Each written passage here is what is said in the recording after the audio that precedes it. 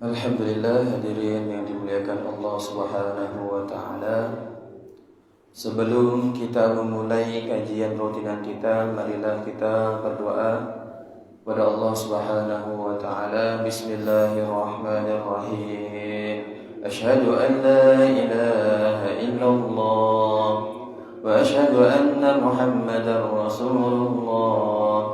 Raditu billahi rabban وبالإسلام دينا وبمحمد نبيا ورسولا وبالقرآن إماما وبالكعبة قبلة وبالمؤمنين والمؤمنات إخوانا على ذلك نحيا وعلى ذلك نموت وعلى ذلك نبعث إن شاء الله من الآمنين الذين لا خوف عليهم ولا هم يحزنون ربي يسر ولا تعسر وتمم لنا منك بالخير ويا خير الناصرين برحمتك يا أرحم الراحمين والحمد لله رب العالمين.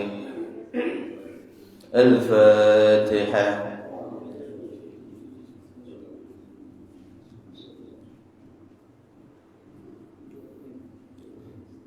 الفاتحة.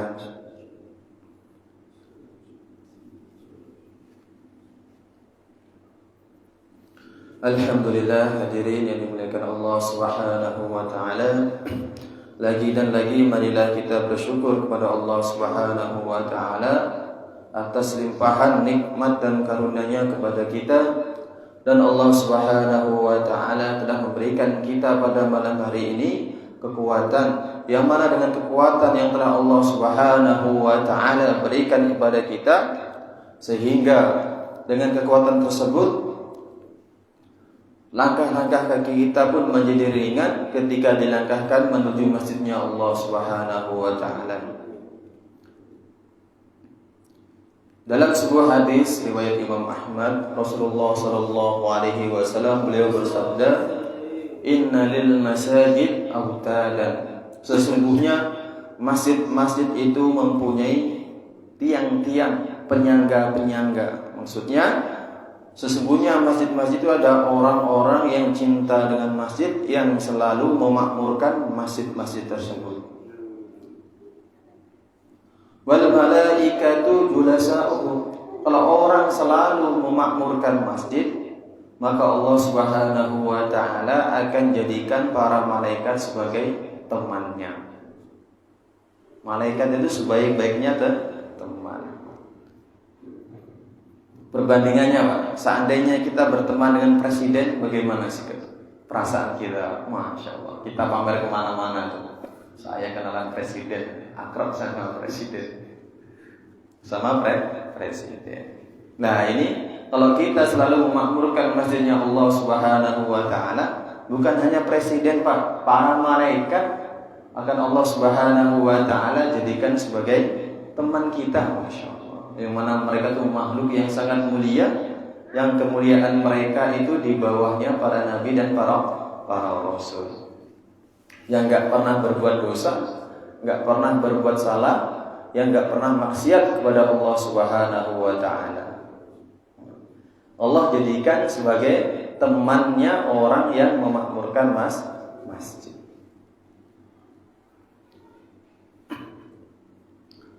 Wa idza qabu yaftaqidunahum. Apabila mereka enggak ada, maka para malaikat sibuk mencari mereka. Mana nih Mak Usman Goni, kok enggak ada nih? Dicari lah, sibuk mana dia. Kawan saya itu Pak Usman Goni itu ada belum malam ini? Cari semua malaikat. Malaikat mencari, Pak. Bukan itu debt collector yang nyari, tapi malah malaikat. Kalau biasa kita yang nyari debt collector, Pak, ya, kan lagi hutang tuh yang nyari. Kalau ini yang nyari malah malaikat, Masya Allah. Wa idza qabu yaftaqidunahum wa in maridu aduhum. Apabila mereka sakit, maka para malaikat menjenguknya.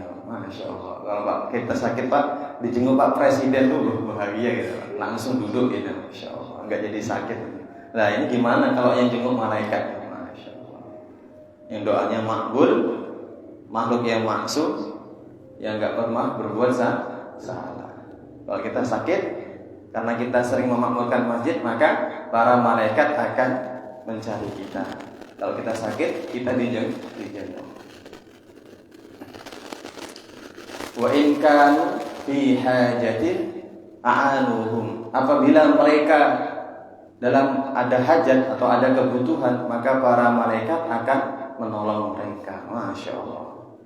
Siapa di antara kita yang gak punya hajat, Pak? Setiap hari kita punya hajat, baik hajat yang disengaja ataupun hajat yang gak disengaja. Nah, kalau kita punya hajat, kita sering memakmurkan masjid, maka para malaikat akan menolong hajat-hajat kita. Mudah-mudahan Allah Subhanahu wa taala berikan kita teman yang baik yang akan menolong kita ketika di akhirat kelak dan akan menolong kita ketika dalam keadaan yang sangat genting. Amin ya rabbal alamin. Dan di antara cara kita memakmurkan masjid ya kita duduk di majelis-majelis yang baik. Yang sekarang kita buat ini termasuk di antara usaha memakmurkan masjid.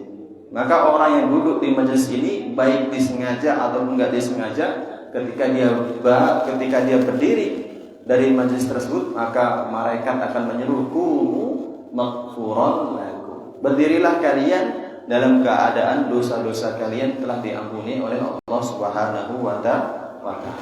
Sekarang pertanyaannya, Pak, siapa di antara kita yang enggak pernah berbuat salah, yang enggak pernah berbuat dosa? Sedikit ataupun banyak, besar ataupun kecil, kita pasti pernah berbuat dosa. Dan di antara perbuatan dosa, kalau seseorang itu merasa nggak pernah berbuat dosa, saya nggak pernah berbuat dosa. Wah, itulah perbuatan dosa. Merasa nggak pernah berbuat dosa, itu termasuk perbuatan dosa. Insyaallah Pak ya. Kita lanjutkan pembahasan kita kemarin sampai bab kalam. Sami'ul basir wal mutakallimu lahu sifatun sab'atun tantazimu. Allah Subhanahu wa taala mempunyai 7 sifat yang tersusun yang disebut dengan sifat ma'nawiyah. Kemarin 7 sifat sebelum sifat ini dinamakan sifat ma'ani. Kemudian 7 sifat yang sisanya 14 sampai 20 itu namanya sifat ma'nawiyah. Sifat ma'nawiyah itu apa? Sifat ma'nawiyah itu adalah sifat yang mulazimah, yang mana adanya adalah sebab atau akibat dari sifat sebelumnya. Contohnya, Allah Subhanahu wa taala mempunyai sifat qudrat. Allah mempunyai sifat kuasa. Ketika Allah Subhanahu wa taala mempunyai sifat qudrat, maka sifat ma'nawiyah yang mengiringinya qaunuhu qadiran pasti ada. Kalau Allah Subhanahu wa taala mempunyai sifat qudrat atau berkuasa, maka sudah semestinya Allah Subhanahu wa taala mempunyai sifat qaunuhu qadiran, yaitu Allah Subhanahu wa taala adalah zat yang maha kuasa. Kalau Allah berkuasa, sudah pasti Allah Subhanahu wa taala maha kuasa. Nah, sifat qaunuhu qadiran ini dan selanjutnya sampai 7 itu dinamakan sifat ma'nawiyah. Pada bait-bait sebelumnya telah dijelaskan jika Allah Subhanahu wa taala mempunyai sifat qudrat, iradat, ilmu, hayat, sama, basar, kalam. Dengan demikian secara otomatis Allah Subhanahu wa taala mempunyai sifat-sifat berikut ini, yaitu kaunuhu qadiran, kaunuhu muridan, kaunuhu aliman, kaunuhu sami'an, kaunuhu basiran, kaunuhu mutakalliman. Jadi 7 sifat ini atau 7 sifat maknawiyah ini adalah sifat yang mengiringi ataupun sifat yang ada disebabkan oleh 7 sifat sebelumnya. 7 sifat sebelumnya. Seperti kalau kita ini Pak, kalau kita mempunyai istri, maka tanggung jawab itu pasti suatu perkara yang mengiringi ketika kita mempunyai istri. Jadi punya istri dengan tanggung jawab adalah suatu perkara yang selalu ada. Bisa diterima? Bisa. Jadi misalnya kita menikah, pasti ketika kita menikah ada tanggung jawab kepada istri. Nah, kurang lebih seperti itu. Ketika Allah Subhanahu wa taala mempunyai sifat qudrat, atau ketika Allah Subhanahu wa taala mempunyai sifat yang berkuasa, sudah barang tentu Allah Subhanahu wa taala adalah qauluhu qadirun. Allah adalah zat yang maha kuasa. Begitu juga ketika Allah Subhanahu wa taala adalah zat yang mempunyai sifat iradah, berkehendak, sudah barang tentu Allah Subhanahu wa taala mempunyai sifat murid, kaunuhu muridan. Allah Subhanahu wa taala yang maha berkehendak. Begitu juga ketika Allah Subhanahu wa taala mempunyai sifat ilmu, yang berilmu, sudah barang tentu Allah Subhanahu wa taala mempunyai sifat kaunuhu aliman. Allah Subhanahu wa taala adalah zat yang berilmu. Begitu juga ketika Allah Subhanahu wa taala mempunyai sifat sama, maha mendengar. Allah Subhanahu wa taala mempunyai sifat sama mendengar. Sudah barang tentu Allah Subhanahu wa taala mempunyai sifat qauluhu sami'an. Dia adalah zat yang maha mendengar. Begitu juga selanjutnya ketika Allah Subhanahu wa taala mempunyai sifat basar, melihat, sudah barang tentu ada sifat yang mengiringinya, yaitu kaunuhu basiron. Dia adalah zat yang maha melihat. Begitu juga ketika Allah Subhanahu wa taala mempunyai sifat kalam, berbicara, sudah barang tentu ada sifat yang mengiringinya, yaitu kaunuhu basiron. Dia adalah zat yang maha berbicara. Jelas, Pak? Nah, jika diperinci, maka 20 sifat wajib ini terbagi menjadi 4 kriteria. Sifat 20 ini terbagi menjadi 4 kriteria. Yang pertama dinamakan, kriteria yang pertama dinamakan dengan sifat nafsiyah. Kriteria yang pertama dinamakan sifat nafsiyah. Apa itu sifat nafsiyah? Sifat nafsiyah adalah sifat untuk menegaskan adanya Allah Subhanahu wa taala, di mana Allah menjadi tidak ada tanpa adanya sifat tersebut. Malah yatasawwaru fil aqli adamuhu, yaitu perkara yang tidak tergambar di otak, tidak adanya perkara tersebut. Nah, sifat itu dinamakan sifat nafsiyah, dan sifat nafsiyah ini ada satu, yaitu wujud. Jadi wujud ini dinamakan dengan sifat nafsiyah, yaitu sifat yang mewajibkan adanya Allah Subhanahu wa taala. Kemudian kriteria yang kedua dinamakan dengan sifat salbiyah. Sifat salbiyah adalah sifat yang menafikan perkara yang tidak pantas untuk zatnya Allah Subhanahu wa taala. Saya ulangi sekali lagi. Jadi kriteria yang kedua adalah sifat salbiyah, yaitu sifat-sifat yang menafikan perkara yang tidak pantas untuk zatnya Allah Subhanahu wa taala. Sifat salbiyah jumlahnya ada 5, yaitu setelah wujud: qidam, baqa, mukhalafatul hawadits, qiyamuhu binafsihi, wahdaniyah. Berarti sifat-sifat salbiyah tadi itu menafikan kebalikan dari sifat salbiyah. Kebalikan dari qidam apa, Pak? Hudus. Berarti hudus ataupun baru itu perkara yang gak pantas untuk zatnya Allah Subhanahu wa taala.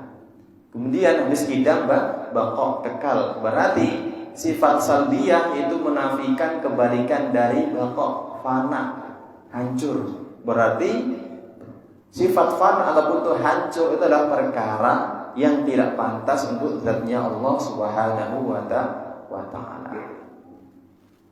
Kemudian sifat selanjutnya mukhallafatu lil hawadits. Allah Subhanahu wa ta'ala tidak sama dengan makhluknya. Berarti sifat-sifat salbiyah ini menafikan kebalikan dari mukhalafatul lil hawadis, itu mumatsalatu lil hawadis. Allah Subhanahu wa ta'ala sama dengan makhluknya. Enggak mungkin dan enggak pantas kalau zatnya Allah Subhanahu wa ta'ala menyerupai dengan makhluknya. Jadi kalau ada ayat-ayat Al-Qur'an yang sepertinya menerangkan Allah Subhanahu wa ta'ala punya jisim ataupun Allah Subhanahu wa ta'ala punya anggota badan, maka supaya kita terbebas dari menyamakan Allah Subhanahu wa ta'ala dengan makhluknya, maka kita ada dua sikap. Yang pertama sebagaimana sikapnya para salaf. Mereka misalnya yadullah fawqa aydihim, maka mereka mengatakan kami enggak tahu artinya, kami menyerahkan artinya kepada Allah. Ini orang-orang salaf. Kemudian sikap yang kedua kita bisa mengambil dari para ulama Ahlussunnah wal Jamaah dari kalangan khalaf yang yadullah fawqa aydihim, yadullah mereka artikan dengan kekuasaan Allah, supaya tidak jatuh menjisimkan Allah Subhanahu wa ta'ala sebagaimana kaum Mujassimah. Nanti kalau kita artikan sebagaimana letterlek dari Al-Qur'an, berarti Allah punya tangan. Allah punya yadullah, tangan Allah. Itu perkara yang mustahil bagi Allah Subhanahu wa ta'ala. Kemudian sifat salbiyah qiyamuhu binafsihi, berdiri sendiri, berarti menafikan perkara yang enggak pantas untuk zatnya Allah Subhanahu wa ta'ala. Ikhtiyat ila ghairi, Allah Subhanahu wa ta'ala butuh dengan yang lainnya. Mustahil zatnya Allah Subhanahu wa ta'ala butuh dengan perkara yang lainnya. Kelima sifat ini dinamakan dengan sifat salbiyah, yaitu sifat-sifat yang menafikan perkara yang tidak pantas untuk zatnya Allah Subhanahu wa ta'ala. Kemudian kriteria yang ketiga adalah sifat ma'ani. Sifat ma'ani. Kriteria yang ketiga adalah sifat ma'ani. Sifat ma'ani adalah sifat yang pasti ada pada zatnya Allah Subhanahu wa ta'ala. Dan akal itu enggak menerima kalau sifat tersebut tidak ada pada zatnya Allah Subhanahu wa ta'ala. Sifat ma'ani ada 7, yaitu qudrat, iradah, ilmu, hayat, sama, basar, kalam. Ketujuh sifat ini dikriteriakan sebagai sifat ma'ani. Itu sifat yang pasti ada pada zatnya Allah Subhanahu wa ta'ala. Qudrat, kuasa, sudah barang tentu Allah berkuasa. Iradah, berkehendak, sudah barang tentu Allah Subhanahu wa ta'ala mempunyai sifat iradah atau berkehendak. Ilmu, sudah pasti ilmu, berilmu Allah Subhanahu wa ta'ala. Kemudian ilmu, hayat, sama, basar, dan kalam. Ketujuh sifat ini dinamakan dengan sifat ma'ani. Kemudian kriteria yang terakhir yaitu sifat ma'nawiyah. Yang mana sifat ma'nawiyah adalah sifat yang mulazimah atau sebagai akibat dari sifat sebelumnya. Contohnya Pak, karena ada bapak sama ibu, maka ada yang namanya anak. Nah itulah, ini mudahnya seperti itu. Karena ada ayah dan ada ibu, maka muncullah anak. Begitu juga sifat ma'nawiyah ini muncul ataupun ada sebagai akibat dari sifat ma'ani sebelumnya.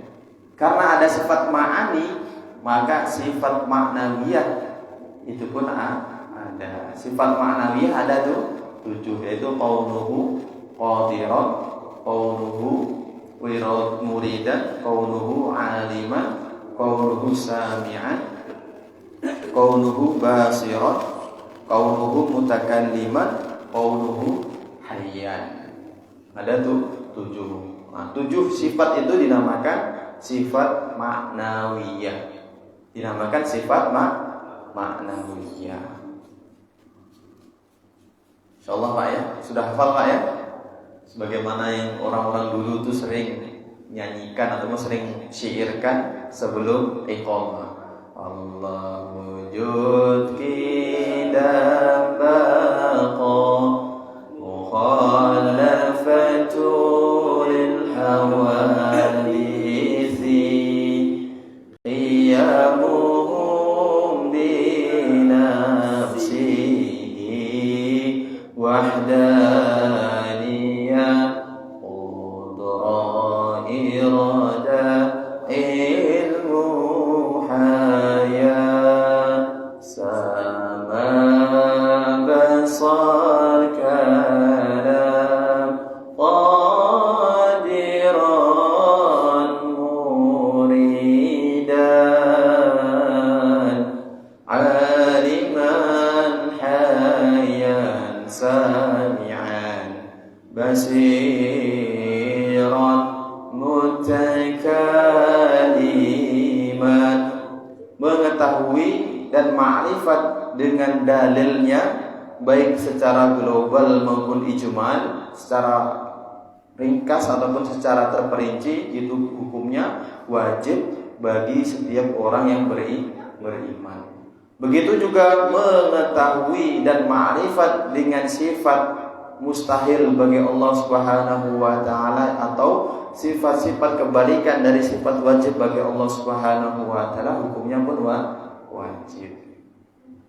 Kalau wujud berarti kebalikannya apa Pak? Ada, tidak ada. Mustahil, Allah tidak ada. Kemudian kidam dahulu, kebalikannya apa Pak? Hudus, baru. Kemudian baqa, kekal, kebalikannya apa? Fana, hancur, binasa. Mustahil, Allah Subhanahu wa taala binasa. Kemudian selanjutnya mukhalafatu lil hawadisi, Allah berbeda dengan makhluknya. Berarti kebalikannya apa? Mumatsalatu lil hawadis, sama dengan makhluknya. Kemudian sifat selanjutnya wahdaniyah, qiyamuhu binafsihi, Allah Subhanahu wa taala berdiri sendiri. Berarti kebalikannya ihtiyaj ila ghairi, mustahil Allah Subhanahu wa taala butuh dengan yang lainnya. Kemudian wahdaniyah, maha esa, mustahil Allah ta'adud berbilang. Mustahil Allah berbilang. Kemudian qudrat, kuasa, berarti mustahil Allah Subhanahu wa taala punya sifat kebalikannya. Ajiz itu lemah. Kalau kita aja Pak lemah, saya laki-laki lemah, enggak ada perempuan yang mau kan? Enggak mungkin Allah Subhanahu wa taala lemah. Ngapa itu aku? Dia impoten. Itu pun perempuan enggak ada yang mau kan? Masya Allah. Apalagi Allah, enggak mungkin Allah Subhanahu wa taala lemah. Kemudian iradah, berkehendak, berarti mustahil Allah Subhanahu wa taala karohah, terpaksa. Enggak mungkin Allah terpaksa. Ya Allah, kok kamu ciptakan manusia, saya dipaksa sama Pak Usman Goni. Enggak mungkin ya. Enggak mungkin. Ilmu, kemudian sifat selanjutnya ilmu. Kemudian menafikan kebalikan dari ilmu, jahil, mustahil kalau Allah Subhanahu wa taala bodoh. Kemudian ilmu hayat, hidup, mustahil Allah Subhanahu wa taala mempunyai kebalikan dari sifat hayat, maut, mati. Enggak mungkin Allah mati. Ngantuk aja enggak mungkin, apalagi mati. Ngantuk aja enggak mungkin. Sebagaimana diterangkan dalam ayat kursi. Wala sinnatu wala, Allah enggak ngantuk dan enggak tidur. Gimana sampai mati? Lagi ada cerita mati 3 hari 3 malam. Enggak lebih enggak mungkin. Kemudian sifat wajib selanjutnya sama. Allah mempunyai sifat sama, mendengar, berarti mustahil kebalikan dari sama. Sumum, tuli, Masya Allah. Kalau Allah Subhanahu wa taala tuli, kita nggak bisa doa pakai suara, Pak. Nggak dengar Allah. inilah bagai isyarat tangan. Mustahil Allah tuh tuli. Kemudian sifat wajib selanjutnya basor, maha melihat. Mustahil sifat kebalikan dari basor, ama. Ama itu mustahil bagi Allah. Ama itu buta. Enggak mungkin Allah Subhanahu wa taala buta. Kemudian sifat selanjutnya kalam. Allah Subhanahu wa taala maha berfirman. Mustahil Allah Subhanahu wa taala bukmun bisu. Mustahil. Dan selanjutnya kaunuhu qadiran menafikan kaunuhu ajizan. Kaunuhu muridan menafikan kaunuhu karohatan. Kemudian kaunuhu aliman menafikan kaunuhu jahilan. Kemudian kaunuhu hayyan menafikan kaunuhu mayyitan. Kaunuhu sami'an menafikan kaunuhu asom. Kaunuhu basiran menafikan kaunuhu a'ma. Kaunuhu mutakalliman menafikan kaunuhu abkam. Insyaallah Pak. Jelas ya? Insyaallah. Nah, kemarin abang tuh bertanya. Katanya sifat kalamnya Allah Subhanahu wa taala itu bila sautin wala harfin, tanpa suara, tanpa tersusun atau tanpa suara dan tanpa tersusun dengan huruf ataupun kata-kata. Terus bagaimana dengan Al-Qur'an? Padahal Al-Qur'an itu berupa huruf dan berupa susunan kata. Maka saya kemarin buka-buka kitab lagi yang lebih tebal ya. Kitab Ummul Barahin. Maka jawabannya ditemukan. Jadi ketika Allah Subhanahu wa taala mewahyukan Al-Qur'an kepada baginda Rasulullah sallallahu alaihi wasallam itu dengan perantara malaikat Jibril. Ketika Allah Subhanahu wa taala berfirman menurunkan Al-Qur'an kepada malaikat Jibril, maka firman Allah Subhanahu wa taala kepada malaikat Jibril adalah kalam Allah Subhanahu wa taala yang qadim, yang azali, yang bila sautin wala harfin. Jadi ketika Allah menurunkan Al-Qur'an kepada malaikat Jibril itu tanpa suara, tanpa huruf dan tanpa susunan dari kata-kata. Jelas Bang ya?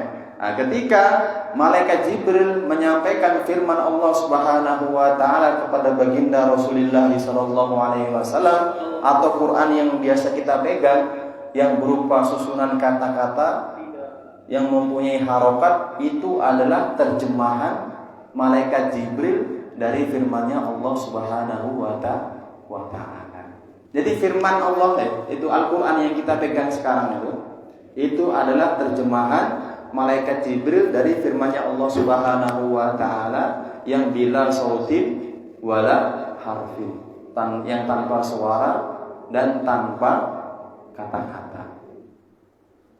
Yang mana berarti kalau firman-Nya Allah Subhanahu wa taala kepada malaikat Jibril itu qadim, azali. Sedangkan Al-Qur'an yang dari malaikat Jibril ataupun yang Al-Qur'an yang kita pegang sekarang yang ada hurufnya dan kata-katanya itu adalah makhluk.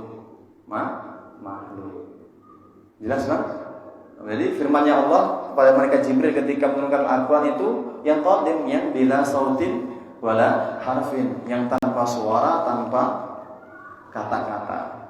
Kemudian dari malaikat Jibril pada Rasulullah, Al-Qur'an yang sekarang itu adalah terjemahan malaikat Jibril dari firman-Nya Allah Subhanahu wa taala.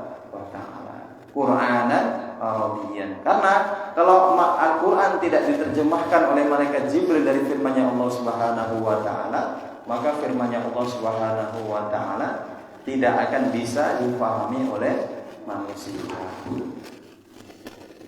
Karena saking indahnya nggak bisa dipahami manusia.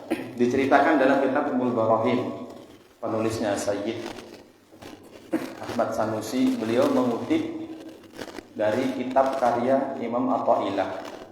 Imam Atha'illah diceritakan oleh Imam Makinuddin Asmar. Ini bersanad ceritanya. Suatu malam Imam Makinuddin Asmar beliau bermimpi bertemu dengan bidadari. Masya Allah, beliau masih hidup, bermimpi bertemu dengan bidadari. bermimpi bertemu dengan bidadari. Yang mana bidadari itu berbicara dengan beliau, berbicara dengan Syekh Makinuddin Asmar. Ini bisa dibuka dalam kitab Ummul Barahin. Bidadari tersebut berbincang-bincang dengan Syekh Makinuddin Asmar. Maka ketika Syekh Makinuddin Asmar beliau bangun tidur, beliau setiap mendengar perkataan manusia selama 3 bulan itu beliau selalu mutah. Ketika beliau mendengar perkataan manusia, mutah selama 3 bulan. Setelah beliau bermimpi bertemu bidadari. Ketika ditanya kenapa setiap engkau mendengar perkataan manusia itu kau mutah, maka jawab beliau, setelah saya bermimpi bertemu bidadari ini, perkataan manusia itu begitu rendah. Setiap mendengarnya saya mutah. Padahal bidadari ini masih makhluk sama seperti kita, Pak. Tapi perkataannya tuh indah. Saking indahnya, setelah mendengarkan perkataan bidadari itu, Syekh Makinuddin itu selalu mutah ketika mendengar perkataannya manusia. Masya Allah. Ini cerita, walaupun mimpi, tapi ini cerita bersanad ya Pak ya. Cerita bersanad. Perkataan ataupun pembicaraan suaranya bidadari sangat indah. Apalagi firman-Nya Allah Subhanahu wa ta'ala. Makanya Al-Qur'an itu butuh diterjemahkan oleh malaikat Jibril supaya bisa dipahami oleh kita. Jelas Pak ya?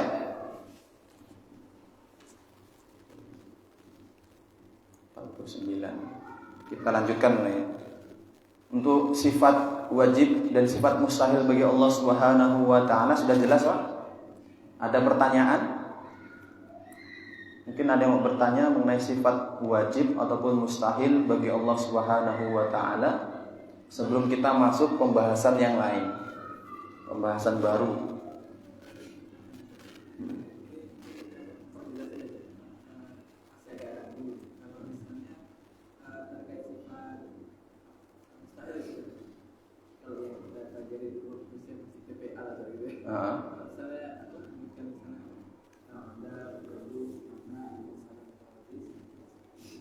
Ikhtiar.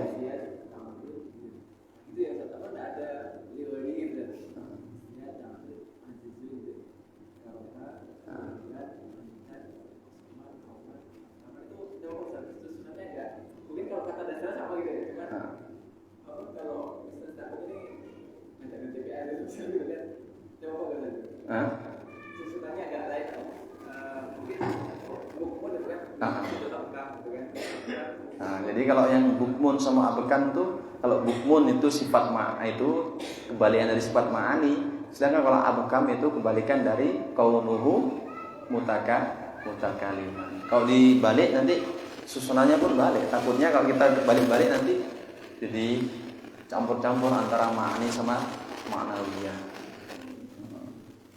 Kalau yang tadi kalau bukmun itu kan kebalikan dari sifat ma'ani, yaitu kalam.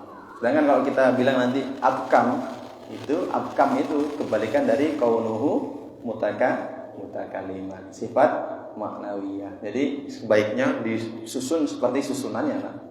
Adam, hudus, fana, mumasalatul hawadis, ihtiyaj, butuh, dighairihi dengan lainnya, dan selanjutnya itu kalau bisa disesuaikan dengan sifat kebalikannya. Kan susunannya kan nafsiyah, salbiyah, ma'ani dan ma'nawiyah.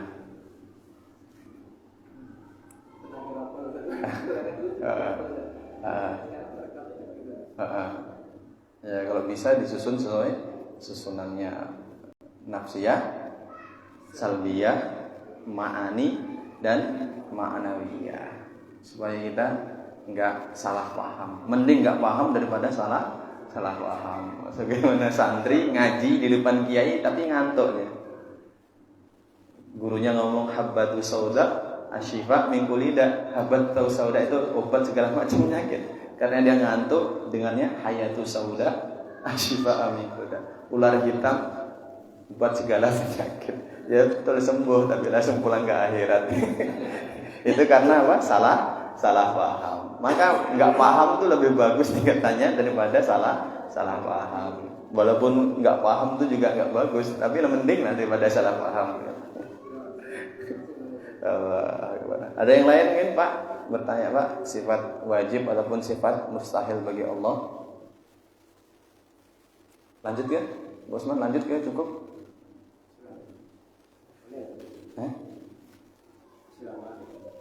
Jelas ya? Jelas Pak ya? Sifat wajib dan sifat mustahil jelas ya? Nggak ada yang muskil?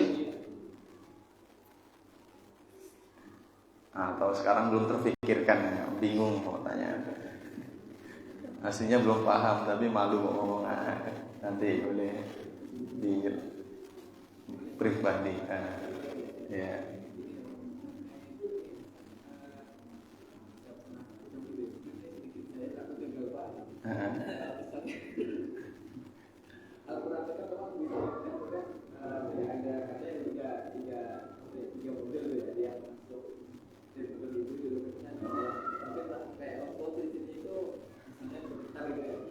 Oh, cara turunnya.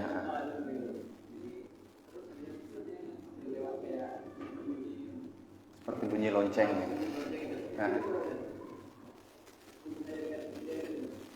Dengan kalam tuh.